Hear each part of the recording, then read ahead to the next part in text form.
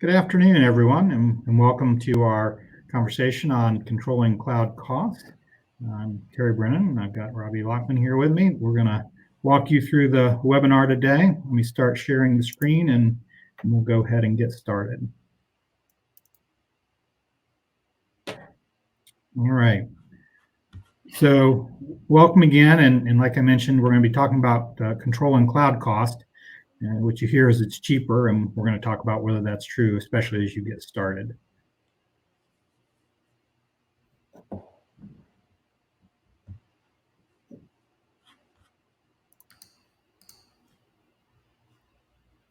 let's start off with a quick introduction. My name is Terry Brennan. I'm Managing Director with Oracy. Oracy is a company that supports really the spectrum of DevSecOps and beyond, but we help companies sort of work across that, whether they're looking at overall DevOps pipelines and challenges there, whether it's integration, whether it's application security, more detailed things like continuous test or continuous data, continuous delivery, continuous integration, the analytics and the visibility to move into that. We work with a lot of different partners, like our partner Harness that we're here today with. And overall, we help them from an ATS, which I'm a part of. We help folks work through their DevOps journey, the strategy side, the delivery side, and even managed services. So my background, I've been fortunate enough to work across industry and in consulting as well in startups. I've also been fortunate enough to work on the development side, which is where I started through being a developer and architect, working up through that, but also worked on the ops side and on the architecture side, on governance management. So it's sort of across the spectrum, which has been pretty useful from a DevOps standpoint. Was also fortunate to be in the early waves, sort of on the object-oriented, dating myself a bit, back when that began, sort of predated Agile and was a part of that as that began, and the same with DevOps. So that's my background. Ravi?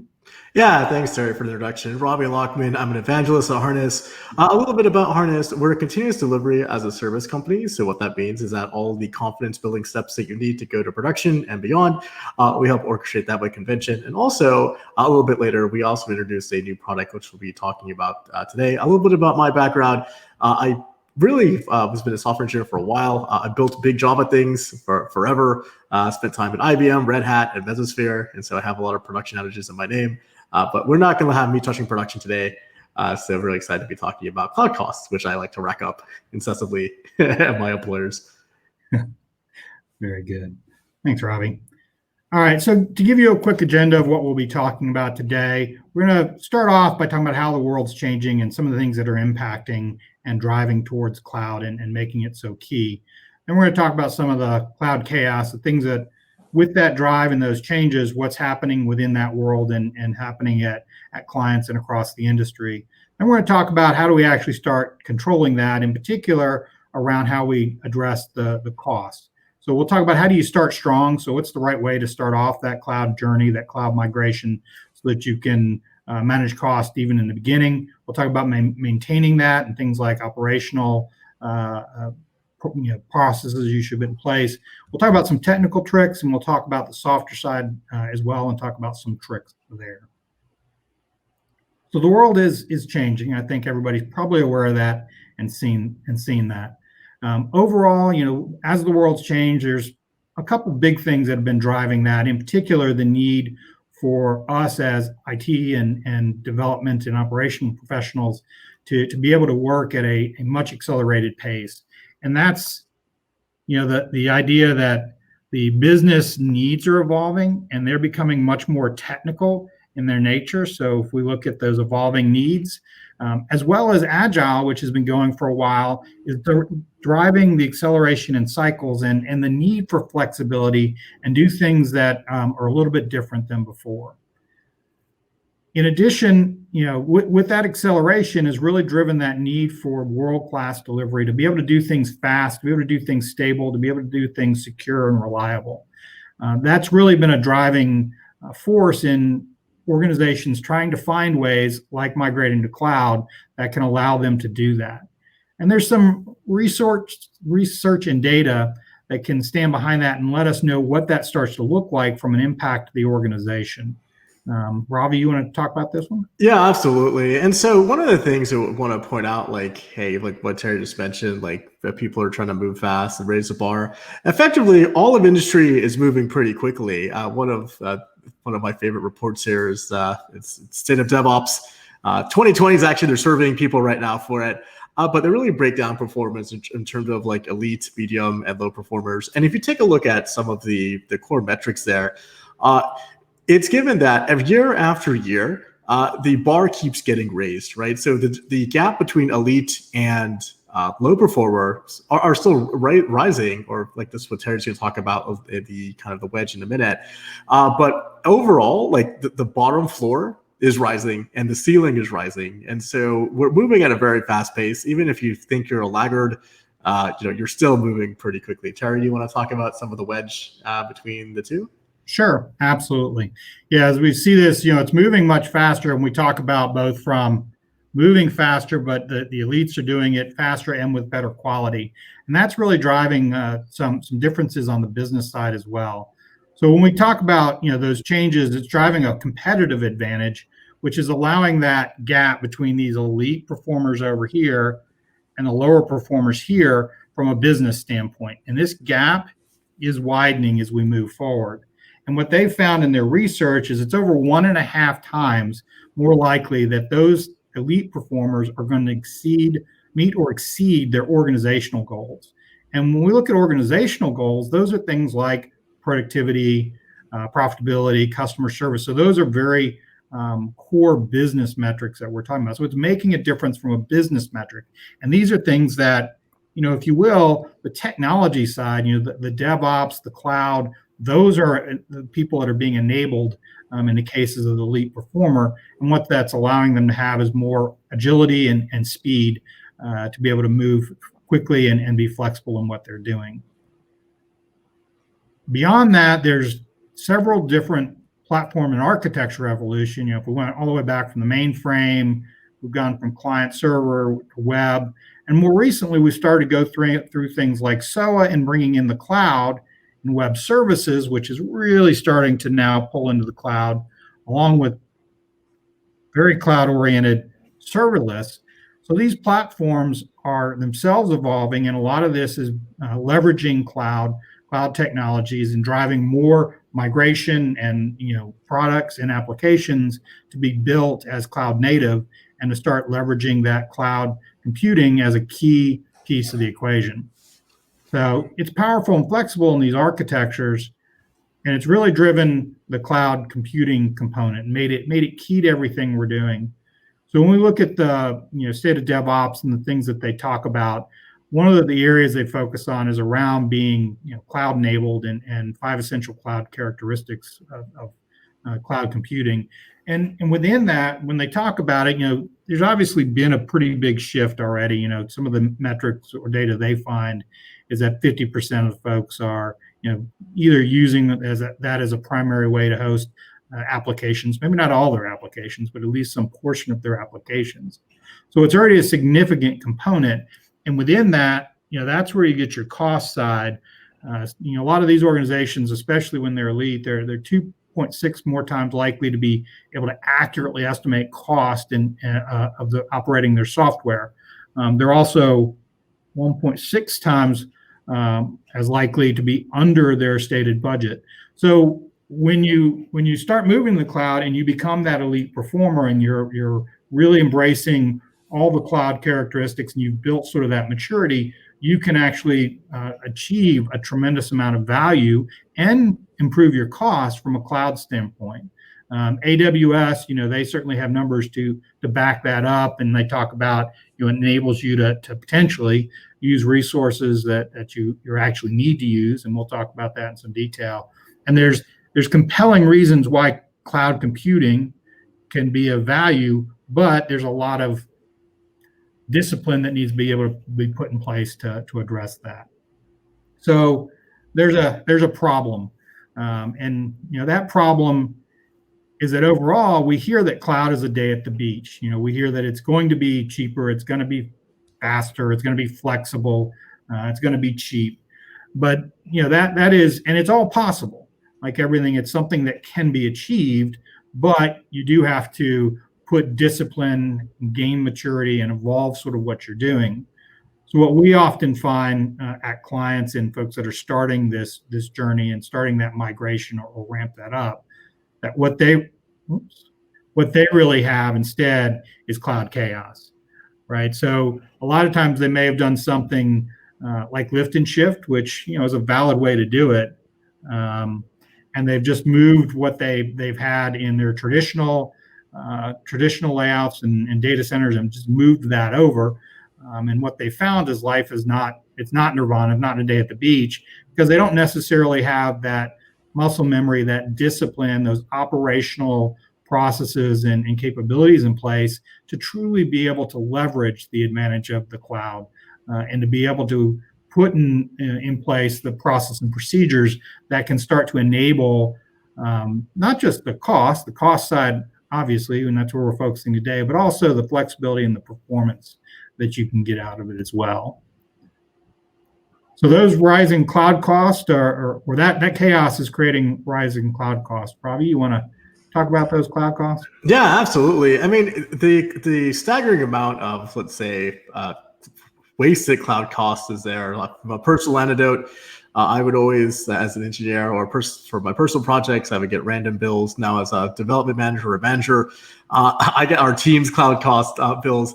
And sometimes I scratch my head. But if you take a look at, aggregate me or aggregate us over all of enterprise, even statistics from 2017 that was published by AWS themselves is saying that they're wasting, or estimated waste at a very, let's say, conservative number was $6.4 billion of annual spend on their platform in 2017. Which is really interesting, because I think a lot of the detriment to the public cloud, folks are saying, well, we're wasting a lot of money. Now, AWS has started to play face of that, and they've saved supposedly by themselves their customers over $500 million in cost. But still, we're up to our own devices in the public cloud, right? So, and there's lots of dimensions in how you could build. Certain services I leverage, which I'll be talking about a little bit later, I'm getting surprise bills for portions that don't even technically relate directly to the service, but they're different billing dimensions we have to deal with. Now, with all of this particular cloud waste that we have, Terry, what can we start to do to help reduce and shrink some of that number? There are a lot of great solutions, and that's what we're going to sort of walk through and talk about today. So what do we do about this? These rising cloud costs, or, as in talking to a COO at one point, they had done a cloud migration, or at least significantly started it. They were doing lift and shift. They were just taking basically everything they had over and moving it without any rationalization or refactoring or anything else. And their costs were going through the roof. And he was very concerned and very panicked because of the trend lines he was seeing financially for all the environments that were both spinning up because they didn't have things like governance in place, but also just the overall cost, because he thought his expectation was that the cost would be less, and in reality they were trending and heading towards it being potentially more. So what we're going to talk about is how do you try to avoid this. So what do we do? And we're going to talk about four particular areas. One is, okay, if you're just starting your cloud journey, how do you start it? How do you start moving? And what do you do to start it well? And we're going to talk about, whether you're just starting and now you get past that and you're starting to move into where you're going to maintain and mature and sort of evolve. How do you maintain momentum? You started well, or if you didn't, how do you gain momentum? But how do you keep that momentum going forward and keep your cost headed in the right direction and be able to manage that? We'll also talk about some technical tricks. So we'll tackle the technical side, and then we'll also talk about setting the softer side up for success. So that's people like, or items like your culture and people. How do you address that softer side as well? So starting strong, we're going to talk about 4 key areas. Getting the expectations right at the beginning, doing things like rationalization, taking care of things like technical debt, and making sure you use an iterative approach so that you can learn as you go.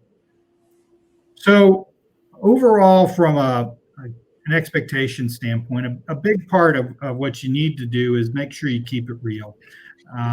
Just like I mentioned earlier with the conversation with the COO, they started the initiative. It was, billed that it was going to be this transformational, which it was in a lot of ways, but a big part of that was the costs were going to go down. It's going to be cheaper and better. And it can be, again, over time, but you got to set those expectations to set yourself up for some success.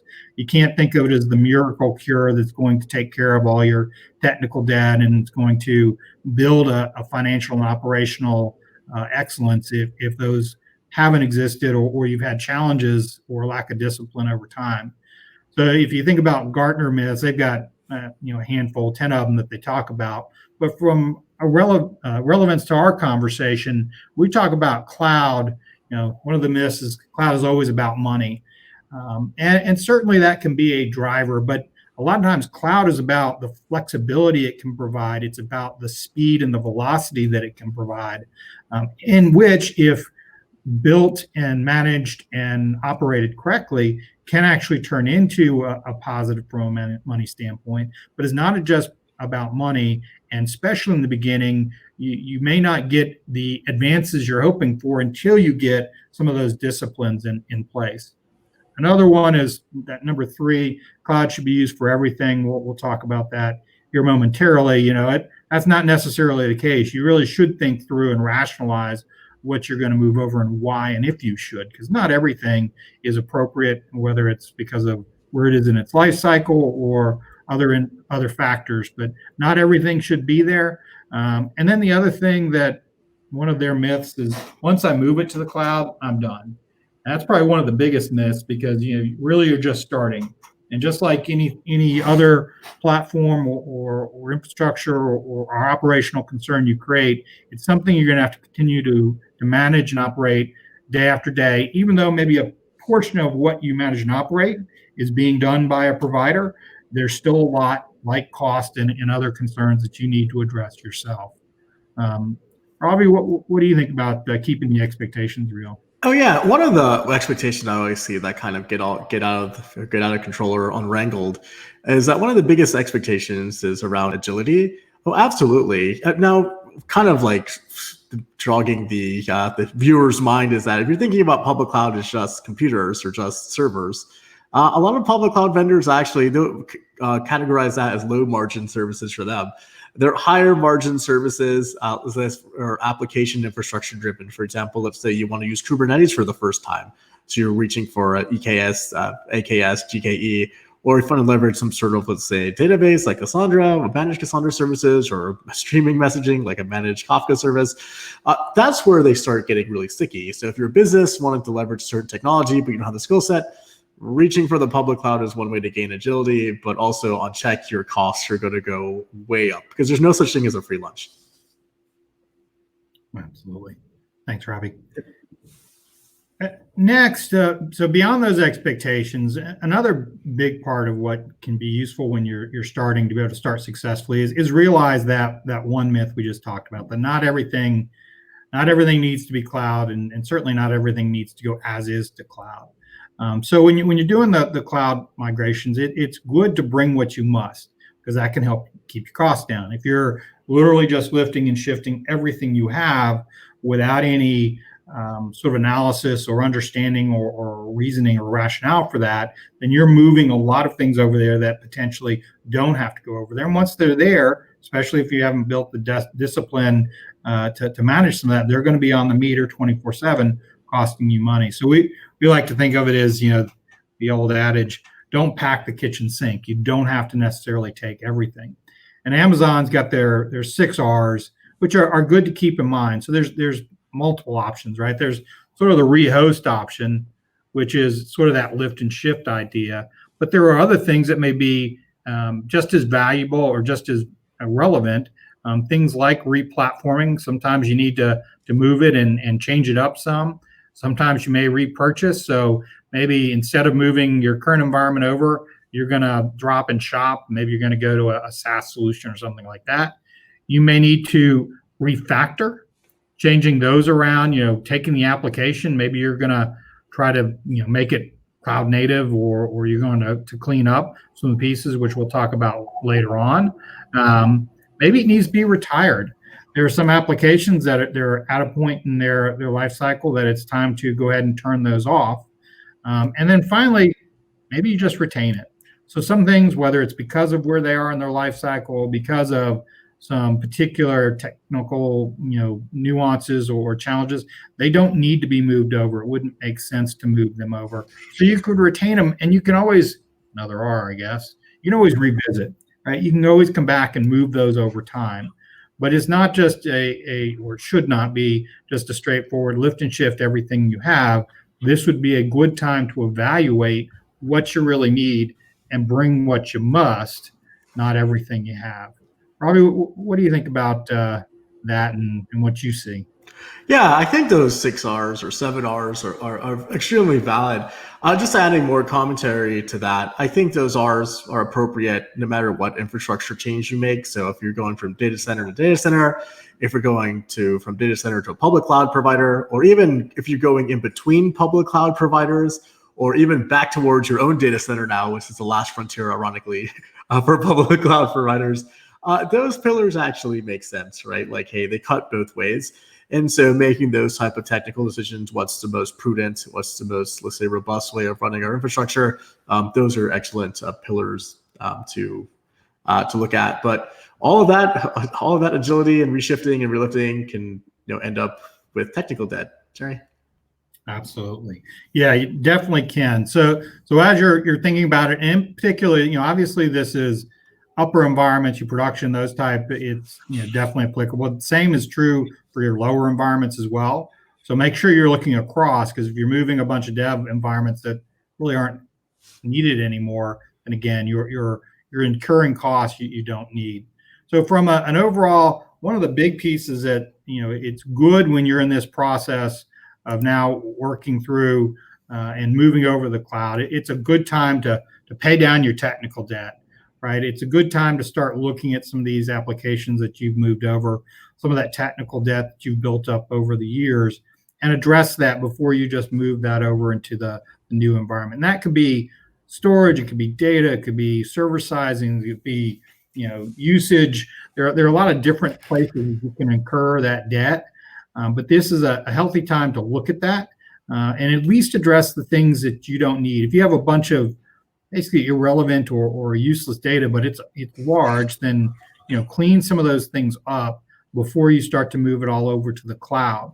And some of this goes, some of this factors into refactoring, but some of it's really beyond that refactoring and looking at a larger scope of technical debt to make sure that, again, what you're moving over makes sense to move over and is of value to move over. And finally, in starting strong is doing it with iteration. So, you may have seen this type of picture before, certainly from development, the idea of Scrum and sprints and iteration. It's the same thing when you're doing your cloud migration and you're starting and you're trying to figure out how to manage cost in these new environments. You're trying to figure out what these workloads are going to look like in the cloud. How do you start to take advantage of things like auto scale and capabilities like that? Well, if you're still going with the big bang, you're just moving everything over, sort of lift and shifting and doing it in just one big push, that may not give you the time and the ability to execute it, then learn, and then repeat. So, we find that taking an iterative approach, breaking this down, starting small, moving things over, starting to learn, starting to look at the disciplines we'll talk about momentarily, look at those and applying those in the small scale. So as you move more and more onto the platform, as you migrate more of it, you've actually got some of your operational and cost and financial management side starting to mature some and starting to develop some of that discipline that's required to really start to improve your cost and performance. So that was really focused on getting started correctly. Now we're going to talk about sort of maintaining your momentum. So we're going to talk about things like setting up governance, setting up your operations and being able to do that, making sure you have visibility. And then what about multi-cloud? So environments are getting more and more complex. We see, certainly not all clients, but more and more clients that may, for various reasons, need to go into multi-cloud scenarios. And that, of course, increases the complexity of how do you manage cost across those when they're all similar but different. So how would you do that? So overall, from a governance standpoint, really what you're trying to do here is have firm control so that you actually have something in place that gives people guidance and some help and support, but give them flexible delivery. But getting cloud governance and getting governance around cost, standards, getting some accelerators in place, maybe defining resource types that would be useful. Those all can help you have a better grip, understanding, and sort of guardrails for your organization to control your costs and to improve those costs over time. So starting with a strong cloud governance approach will definitely help you establish that and help the organization through the standards you put in place, the policies that you put in place, really maximize both their performance and minimize their cost. So there's things you can put in place, and we'll talk about a few of these from an operational standpoint. But there's things like being able to turn things up and turn things down. There's, who can actually purchase, these environments. Because one of the things you'll see is things will sort of go Wild West. All of a sudden, everybody's in the cloud, and there's environments spinning up all over the place, and they're never going away. So actually being able to have some control of that can help everybody involved. Robbie, what do you think about sort of non-prod and prod, and what do you see from a harness environment? Yeah, especially to your point, environments are spinning up all over the place. Kind of like as a going joke, we like to tell your cloud cost is not the amount of customers that you have, but it's the amount of engineers you have in your particular team or organization.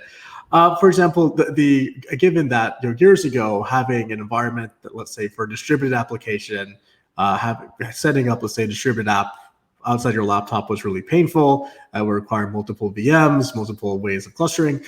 And so now let's say you're at a typical enterprise. Let's say a typical enterprise app, you might have thousands of concurrent users, maybe not millions like a consumer application.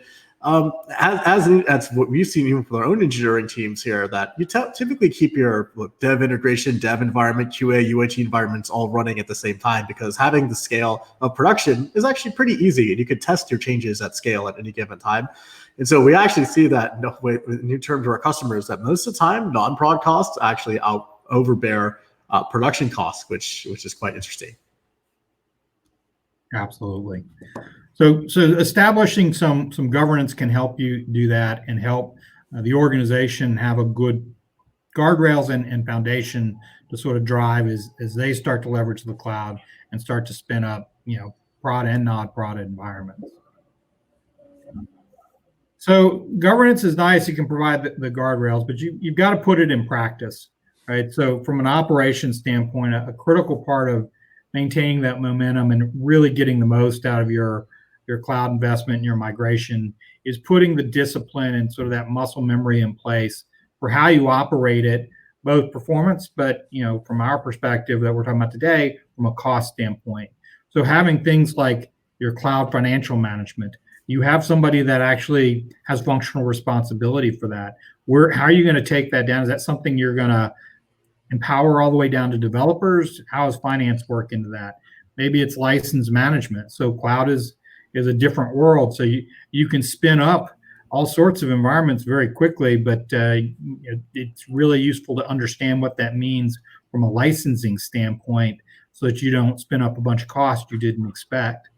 Putting the discipline to be able to do things like monitor and really be able to see what your costs are looking like, and not just be something that you get a bill and you're surprised, but something that you're actually monitoring, hopefully getting notifications and things like that.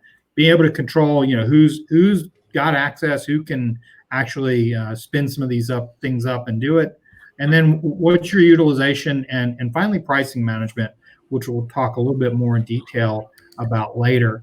So, if we look down here, these sort of automated policies, and there's some interesting stats. But if you look at there's this sort of interplays with the governance. You can define some of these from a governance standpoint, but putting these in place and putting these in practice, things like, toggling, or snoozing, which we'll talk about momentarily, being able to shut down workloads at given times, right-sizing instances, making sure things are tagged so you can report if you want to say report non-prod versus prod. Specifying things like expiration dates so that they don't sit out there forever.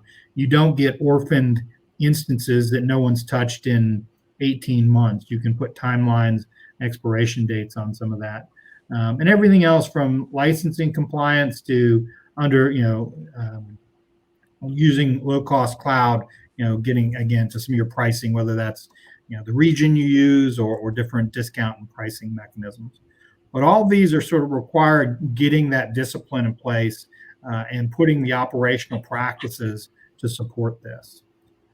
So the next one is visibility. It's getting that direct line of sight, being able to detect, visualize, and manage your cost really on an ongoing basis. And it changes for everyone that moves over. It's something you have to keep on top of because you can set up some standards, but you got to make sure they're applied. I had a personal example where we were spinning up some new environments for internal purposes.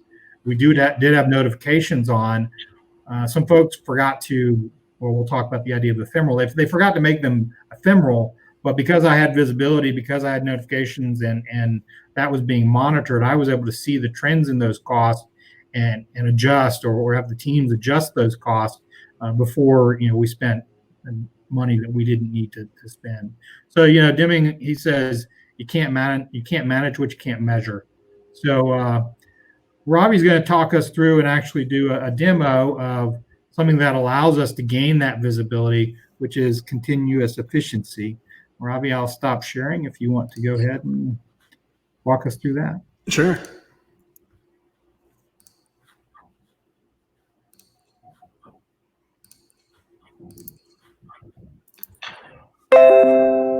So one of the funny quirks I heard from one of our early customers that were leveraging continuous efficiency, which is our latest product, is that they only get alerts when when their utilization is very high. For example, like auto scaling groups are triggering because your CPU or memory utilization is high. The inverse is never true. You never get an alert when nothing's happening, right? Like, hey, we have low utilization. And so at Harness, we actually help correlate both of those use cases. So we introduced continuous efficiency, which is our latest product, earlier in the summertime. And so what continuous efficiency is, it actually bodes with your cloud billing APIs. And since Harness is a system of record, we're doing the deployment, so we know very well where the applications are going. We can actually tie back the actual dollar amount that your applications are costing you. Also, we can tie back that, hey, this is our total amount of cloud cost. So taking a look at the Harness platform here and taking a look at continuous efficiency, the particular product, we can see that in my example here that over my entire $32,000 bill, my particular, let's say, Kubernetes cluster is costing me $90, right? So usually in this rendition of the product, we're breaking down, we're looking at Kubernetes level spend and very intricately Kubernetes spend.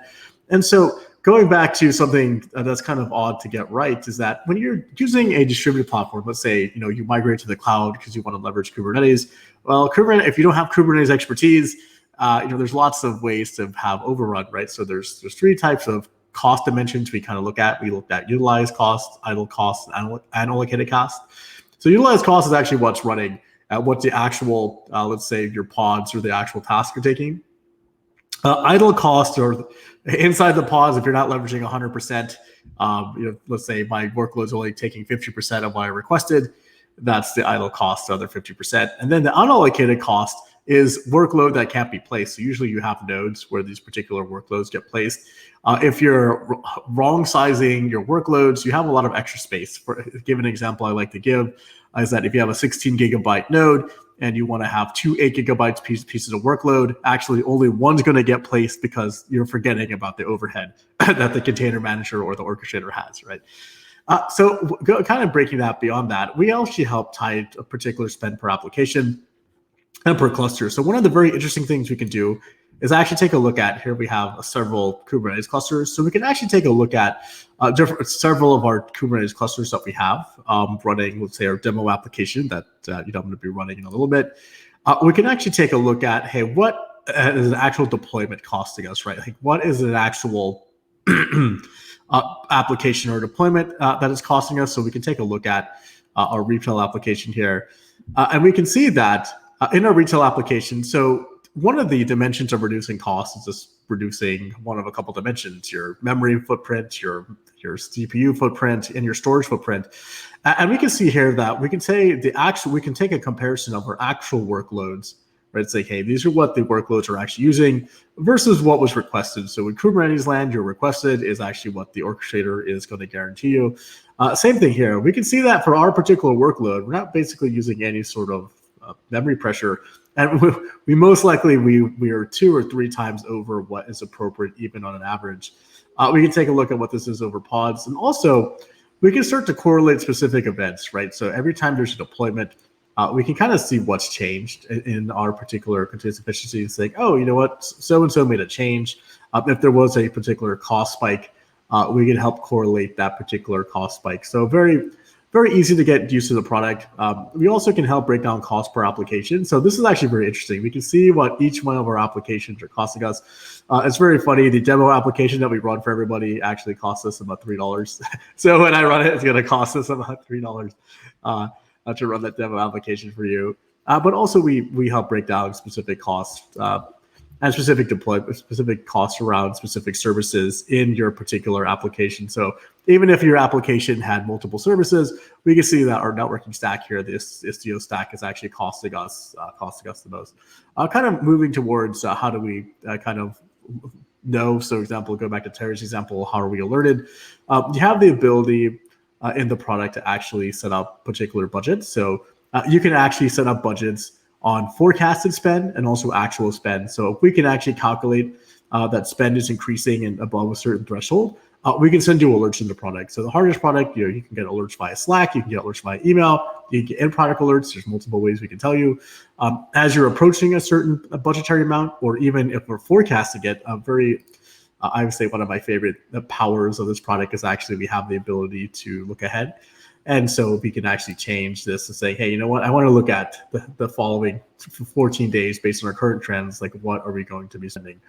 And so that's our continuous efficiency product in a nutshell. We would help you give you little scores. You can gamify if you're having, if you're a particular, let's say, unutilized versus utilized costs are within a certain ratio. We can tell you, and also if any sort of alerts that come across, we can also help you break down spend by cluster and by your cloud provider.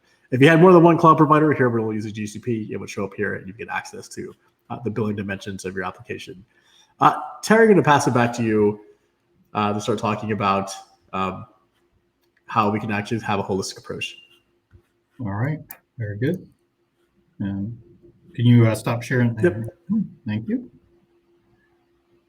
All right. So, as we were talking about there, I mean, gaining this visibility is key because it's key to enabling a lot of the operational processes we were talking about earlier, the disciplines. It'll support some of the technical things we're going to talk about momentarily. So it's very useful to be able to gain that visibility and start being able to drive budgets and be able to work from a cost-aware, expenditure-aware type of environment.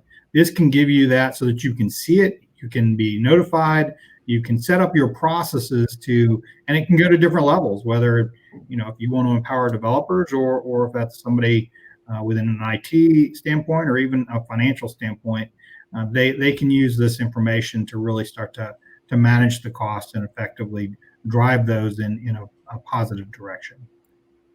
So, and then finally, coming out of that, the other thing that getting that direct visibility for and finding a way to do is many organizations, they may start out, they may have a public cloud, maybe they were using some level of private cloud, went into a hybrid approach.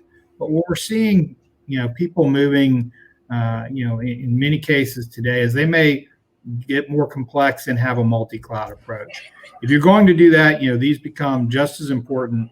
So you have to maintain that capability to be able to manage your cloud cost now in a more complex environment that, although they're all similar, they've got their own set of pricing and, discount mechanisms and ways that they sort of report and everything else.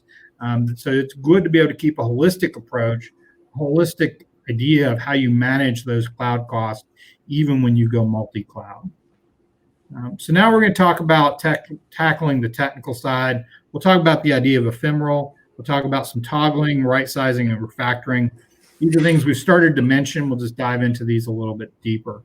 So on the ephemeral side, the idea here is making it dynamic. It's really the idea of oftentimes where we're at is folks have been working in static environments. Those environments, you set them up once and they sort of stay up and they, in a cloud standpoint, they continue to meter.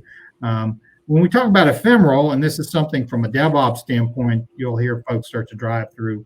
The idea is that it's dynamic. These are building up environments for very specific tasks or purposes, executing to that purpose, and then allowing it to be torn down. A good example of a client that we had that they had environments, and again, they were static. They ran all the time. In their case, they had a CI/CD pipeline they were supporting and driving through. In that case, it was taking them eight days to do it, even one cycle. In the end, they went to ephemeral environments along with some other automation. But that idea of ephemeral environments, now they could run these. One, they could do it in parallel, and two, these environments that were just sort of sitting there now would come up and in a matter of a few hours, build themselves, build and deploy the code, get everything set up, execute tests and everything else to be able to get to the point where they know that they had success, and then they reclaim that. So this idea can be really powerful from a cost standpoint because, again, you're only using those environments when you need them. There's other ways you can, if you will, be somewhat dynamic, auto scaling and things like this. But in this case, this is really just about only having that environment in existence when it's absolutely needed, using ideas such as code and some of the DevOps principles to build these environments dynamically and then recycle them once you're done. And there's tools that can help you do that. And we're going to talk about here a little bit about Harness and how it can help you in becoming ephemeral. Yeah, let me reshare my tab here.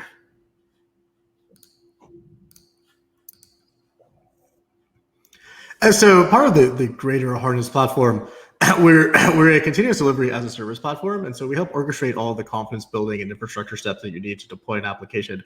So actually, let's go through a quick deployment on the Harness platform. I'm going to go ahead and start a new deployment. And I'm going to be using our very famous Harness demo application. And I'm going to be running a continuous delivery pipeline for us. I'm going to go ahead and pick one of the tags in Docker Hub. I'm going to go ahead and deploy the latest version. And I'm going to say hello. And only send notifications to myself so don't blast my colleagues.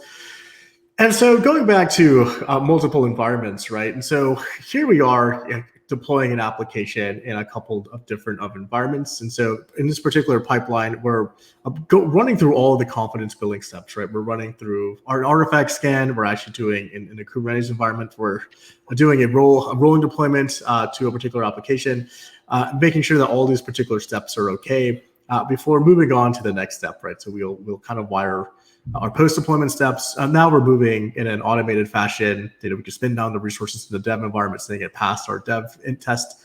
And then also the particular test that we're running here, as we're going environment to environment, we're running more stringent tests, right? So here we're automating the ability to run a particular Selenium test. We're running particular JMeter test. And then also one of the things I like to talk about in the Harness platform is that total automation is easy or total manual is easy, but having the button push is kind of difficult. So in this particular example that we have here, we actually do have a Jira ticket. I think it's off the tab that I'm sharing, but I'm going to go ahead and approve a particular Jira ticket to kind of progress us forward. So for example, we're actually writing to Jira saying that, hey, do you approve these particular tasks? And then our polling interval will kick off, and that will actually move towards closer to production. If we take a look, if we inspect the particular workloads that we have here, we can kind of see what's actually going on, right? So going back to some of the verification steps, I'll be running our regression test, how the particular wrap up of writing another ticket. Now, I'll give you a little bit of a hint. This workload is actually designed to fail. And so part of, let's say, having this agility is that we're doing a canary deployment. So we deploy a little and then we deploy a lot to make sure that the particular deployment is successful. So we're not over provisioning the amount of resources if a deployment were to fail. And so here in our particular production workload that we're doing, we're actually doing a deployment, but this canary is actually designed to fail. One of the beauties of the Harness platform, or my favorite part of the platform, is that we leverage things by convention. So we actually, instead of having your engineers babysitting and knowing different nuances between application and applications, we're basically running a credit score on your verification providers. So it could be an APM provider. Here we have AppDynamics doing what it does. This is there's some sort of regression versus if there's some sort of elastic provide Logstash, like a mono provider here. That, hey, there's items in the logs that were not there before or we haven't noticed before. We can actually say, you know what, by convention, this particular deployment failed, and we actually remove the infrastructure that we did not need since the deployment failed. So really making sure that the particular nuances and particular cloud costs that you have is really tightly coupled with the infrastructure, and we can automate those decisions for you. And so that is the Harness platform in a nutshell. I'll pass the ball back to you, Terry. All right. Thanks, Robbie. All right. So when we, so being able to be ephemeral, it can be a very valuable, thing to have, and especially when you're talking about your lower environments and your dev, and being able to really break those down and move those, use them when you need them, and allow them to be recycled. If you really think about the efficiency you can gain there, say using it for 2 hours versus the full day, not to mention the flexibility you can gain in being able to potentially run on infinite, but multiple things at the same time, so you can have multiple paths through as the team is working and developing and moving the application forward. So very useful concept, and a very good way to, again, reduce those costs by minimizing what you're having to do. Another one of the good technical ways that you can reduce some of your cost and address it is toggling or snoozing. Some people call it snoozing. It's making sure your environment, especially your lower environments, will get a good night's sleep. Like we talked about earlier, it's common to do a lift and shift where all these environments are moved over, they're set up, and then they run continuously, and are on the meter, cost you in a lot of different aspects, even though you're not necessarily hitting those or using those.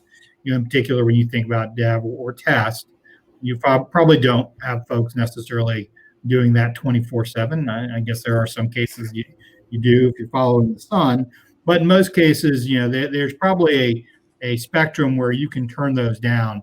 Whether that's maybe you need it from 8 a.m. to 7 p.m. and you can snooze it after that, so you can turn those down so it's a lower cost, it's a lower actual spend, even though the environment's still there. And you can then come back the next day, and whether it's you either set it on a timer where it brings it back up automatically, or you can do it, the first person to touch it will restart it, or maybe it's a Monday through Friday. You don't typically have folks in on the weekend, so you can turn it off, or maybe you're combining those two. It's set 8 a.m. to 7 p.m. Monday through Friday, and the rest of the time those are toggled or snoozed, so that they're not costing you at the same burn rate that they are when they're active. So that's a pretty useful way, especially when you think about all the dev environments and QA environments and other non-prod environments that don't necessarily need to be up and running all the time. You can make a pretty significant impact on your overall cost there. And there's lots of different ways to do it depending on the provider that you're addressing or using. So, but it's a very useful way to reduce your cost and to really, again, use what you need, not just use it all the time because it's there. Another technical thing that you can do, bigger isn't always better. One of the parts with right sizing, which is a good way to look at those environments. We talked about refactoring, and when you start off your cloud migration, trying to do some of that in the beginning, or we talked a little bit about it in the governance side, that if you're setting these up, setting some standards so that folks have at least good guidance to work off of. But when you're looking at the particular apps, it's good to know, to go look and see what your workloads are going to be, to really right size these so that, again, you're using what you need. You can do things like, do auto scaling and things like that, to give you flexibility. But going out and just taking what you had in your old environment, bringing all of those over, which may be supersized because they're sized for peaks, versus just normal operations, and then leveraging auto scale for peaks. But that exercise of going in there and right sizing and making sure you're doing what is appropriate for the app and the workload as you move it to the cloud, not what from a legacy standpoint you were looking at before. So I like their little graphic. Bigger is not always better, right? So fail, win, fail. So in this case, smaller was better. And then finally, refactoring. You're never done. Maybe from your code days, if you've been involved there, the idea of refactoring code, keep calm and refactor code still applies here, whether that's from a technical standpoint. And that's not just when you come in at first with the app. We talked about this is ongoing. You also have the idea that these cloud providers, it's evolving.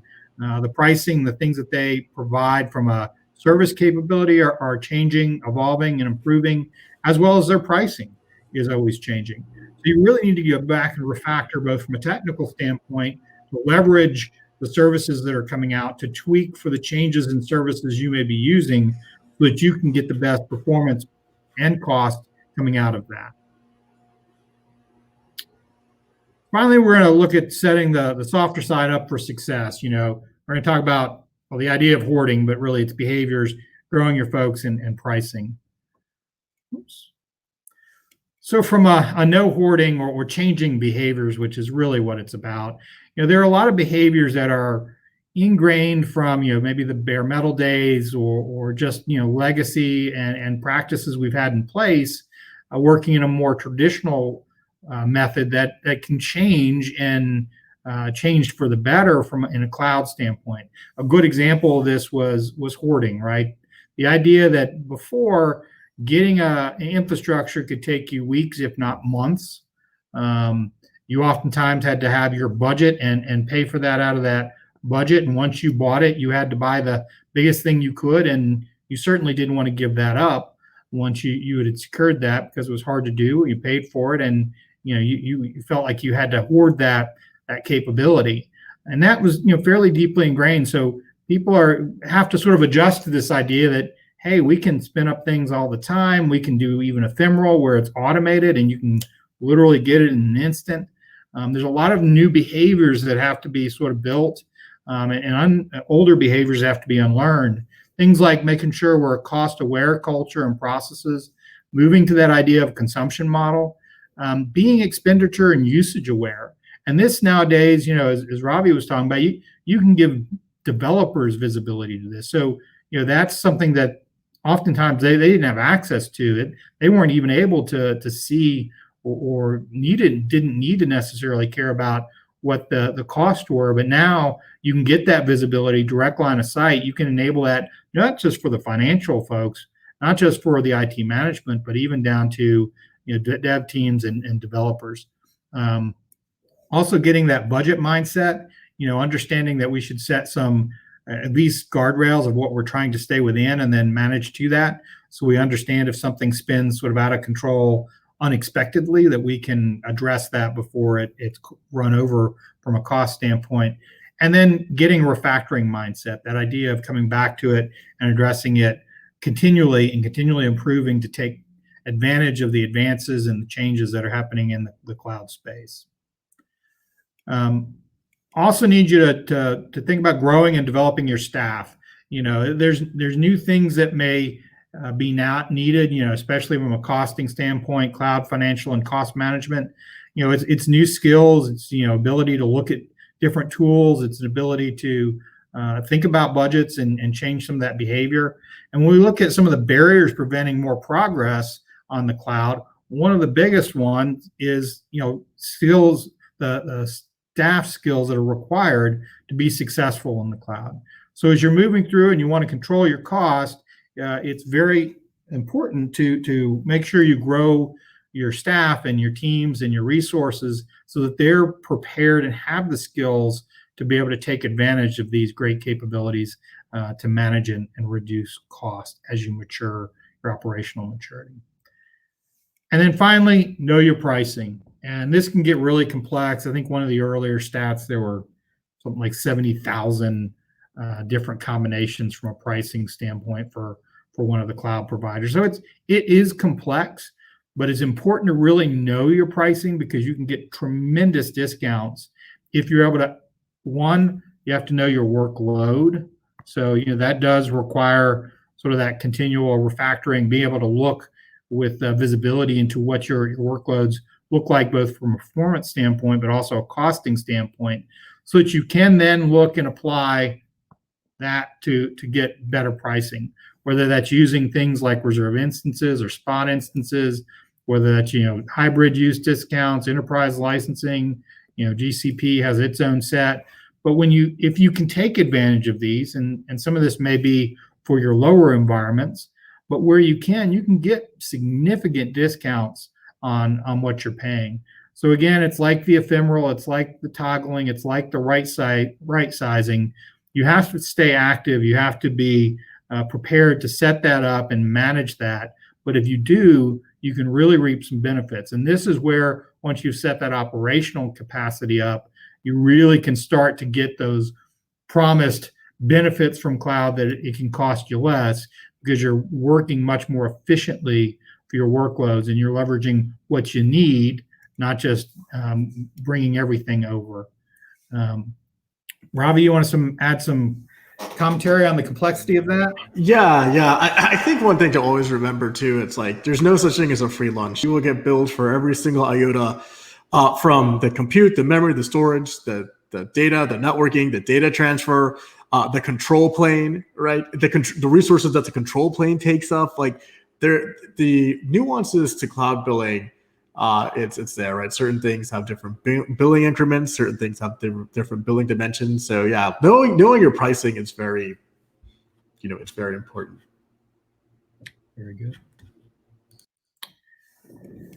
And so in summary, controlling cloud costs, we talked about 4 key areas for you to keep in mind and look at. One is starting strong. So that's, making sure you're thinking of your expectations and really being aware of how you need to move forward. That's making sure you rationalize and move the right things over. Just don't bring the kitchen sink. That's tackling technical debt, reducing some of what you need to move over. And it's doing it iteratively. It's doing this in a way where you can execute, learn, and repeat. Also, from maintaining momentum, that once you get going, being able to set up things like a good cloud governance, which has a good cloud financial management piece built into it, being able to set up those standards and guidelines for teams to make sure they're doing things like toggling or snoozing, make sure they've got the right size environments, to give them guidance. Developing that ongoing operational discipline and muscle so that you can make sure you're managing your financials, managing your licensing, doing things like reclaiming environments when needed, making sure things don't get orphaned, getting that direct line of sight, using something like continuous efficiency, be able to get direct line of sight and visibility into what your workloads are doing and what you're costing them, or what they're costing you, I should say. And then be able to drive that out. On the technical side, that's thinking of things like right sizing and toggling or snoozing, building ephemeral environments so that, again, you're using the environments, the compute capacity when you need it, not just all the time. Being able to use something like a Harness CD to help you build those ephemeral environments, to build that up in an automated pipeline, be able to tear that down. Also setting the softer side. So being able to look at your behaviors, growing your folks, and also keeping an eye on pricing. So appreciate you joining us today. Our emails are here. Feel free to contact us. We would like to give you an offer and say, if you're interested and you want to discuss whether it's from a consulting standpoint, you'd like to talk about some of the services to how do I apply this and bring this out in my organization, in my environment, or you'd like to learn more about harness and continuous efficiency and continuous delivery, we'd love to talk with you.